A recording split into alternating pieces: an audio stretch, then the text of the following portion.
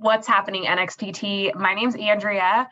I'm a fellow NXPT member, and I'm also a registered dietitian. I am going to be helping everyone with nutrition for this upcoming challenge. Super excited to get started. This video, I'm going to go over your fitness scan results and kind of how to interpret those, and then where to start when it comes to nutrition. So I'm going to share my screen here. Once you get your wellness results, you will be able to see a bunch of different metrics. You can kind of click through those and read a little bit about them. They have these nice graphs that kind of show you where you compare to population data of people your same age and gender. So that's kind of cool. When you look at the body composition, most people look directly for the body fat percentage. Again, you can kind of see where you are compared to people in your same demographic. I just kind of wanted to point out that everybody has body fat.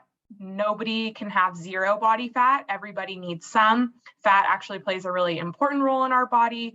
However, too much can lead to negative health consequences. And most people, when they come to NXPT, are looking to lose body fat. So when you look at your body fat percentage for women, we have to have our essential fat is like 10 to 13%. We cannot have less body fat than that. That's not compatible with life. Males is a lot lower. It's like 2 to 5%, but you need at least that much fat for essential body functions.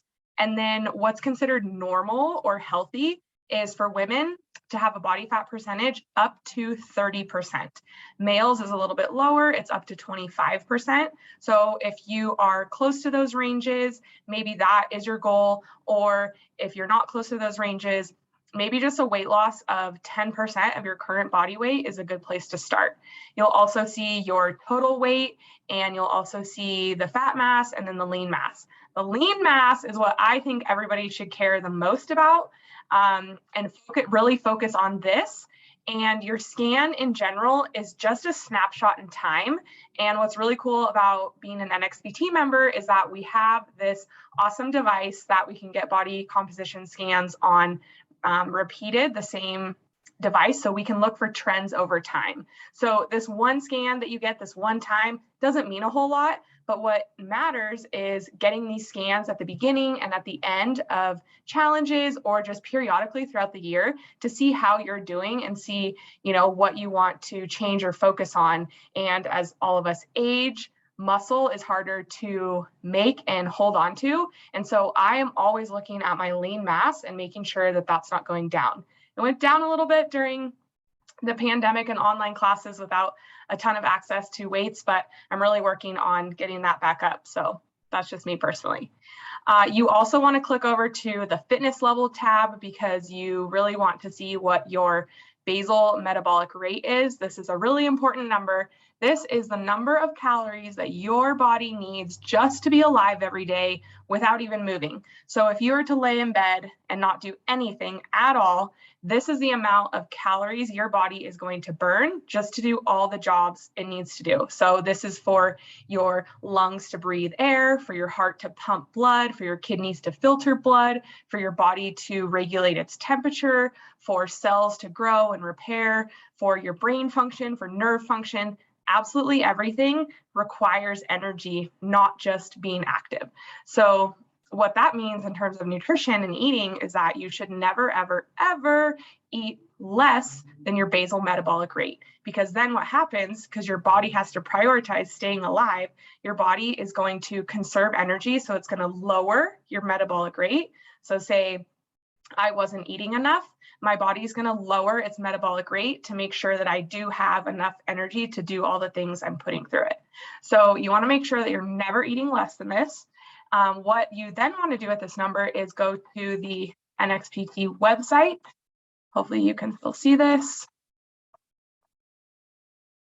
Let me make sure. Yeah, okay. You're going to go to the NXPT website and you're going to log into the members only section. And then you're going to click for the drop down nutrition, and you're going to scroll down and you're going to download the PDF that says calculating your estimated daily calorie needs. And then you're going to go through this worksheet. It's math, but I promise it's super easy. And if you need help, email me or find me in class, and I'm more than happy to help you. You're going to put in your metabolic rate that you got from your FitScan.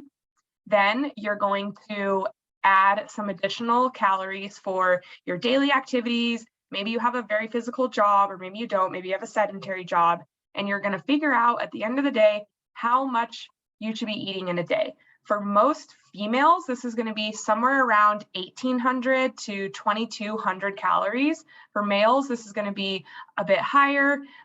Males just in general have more muscle mass and usually weigh more. And so for males, it's going to be, could be anywhere from 2,600 calories, maybe even up to 3,100 calories. It just depends on how much you're moving every day. So then what you're going to do once you have this total daily calorie needs is you can divide that up throughout your meals and snacks throughout the day. And if you want to start tracking your calories, you can download an app like MyFitnessPal or Chronometer, or there's a ton of apps out there, and you can kind of start tracking and seeing how much you're eating.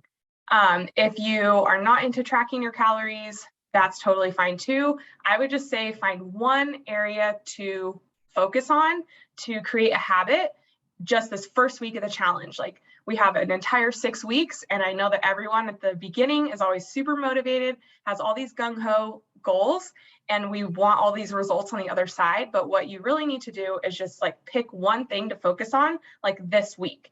Maybe it's just going to the gym. Maybe it's going to make sure that you're going to the gym 4-5 days a week. I always recommend taking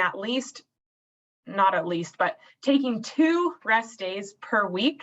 And I don't think that they should be next to each other. So Saturday and Sunday shouldn't be your rest days. Your rest days should be split up. So maybe you take one weekend day to rest and do yoga or go on a walk or do nothing, watch football.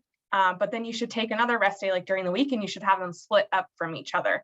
You shouldn't be taking more than 2 days off in a row. I recommend like going to NXPT 4 or 5 times a week, taking a variety of classes, trying yoga, trying spin, boot camp, CrossFit, whatever it is, and allowing your body those recovery days to make sure that you are challenging yourself, but then allowing yourself to recover. So maybe that is what you need to do, is just get in a good schedule and a good routine of classes that you're going to go to.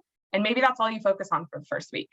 If you want to get jump started with your nutrition, just pick one thing to focus on. So maybe you need to refresh your environment, and maybe you need to go through your kitchen and clean out stuff that you don't want to have in your diet anymore, or clean out your cupboards, or clean off your counters. Maybe you just need to start with your environment. Maybe you need to start with breakfast, adding protein to your breakfast. I know especially for females, it's common to not get a good amount, not get like 20 grams of protein like you should be eating at your breakfast meal. So maybe on your trip to the grocery store this week, maybe get a variety of things that you can have in the morning to add protein, like eggs, hard-boiled eggs. You can make those baked egg, like muffin tins, cut up veggies, put in eggs, put in the oven. You can make those. You can get Greek yogurt, cottage cheese. There's tons of stuff in the morning that you can do to make sure that you're getting in a good dose of protein. Maybe you need to focus on eating more whole food and less packaged foods. Maybe you need to work on adding anti-inflammatory foods to your diet. So eating more salmon, eating more tuna, eating more berries, eating more sweet potatoes. Like, just pick one thing to just try this week and see how it goes. And then in the following weeks, you can work on something else. Maybe you need to think about what you're consuming right after a workout, making sure you're getting in protein, fluid to rehydrate right after a workout. Maybe you need to focus on the weekends and not going completely overboard, drinking a ton of alcohol, eating a lot of food that is large in portion, high fat, high carbohydrate. Maybe you need to kind of look and see what's going on the weekends. Maybe not make Saturday and Sunday both rest days to kind of counterbalance some of the extracurricular activities that you're doing. I don't know, everybody's different, but just pick what you feel like is going to get you kind of in some new habits this first week. May I suggest that it's kind of the low-hanging fruit. That way you kind of try something new and it works well for you, and then you can kind of move on. I wouldn't start with the hardest thing first, and also don't expect to either gain a bunch of muscle in the first week or lose a bunch of fat. That's why NXPT does these fitness challenges for 6 weeks, because that is really how long it takes to see changes. And hopefully I'll see you in a class. If I haven't met you yet, please come up to me and introduce yourself. I promise I'm nice. And I look forward to helping you guys with your nutrition over the coming weeks. We will talk about different topics every week. So looking forward to seeing you soon. Take care.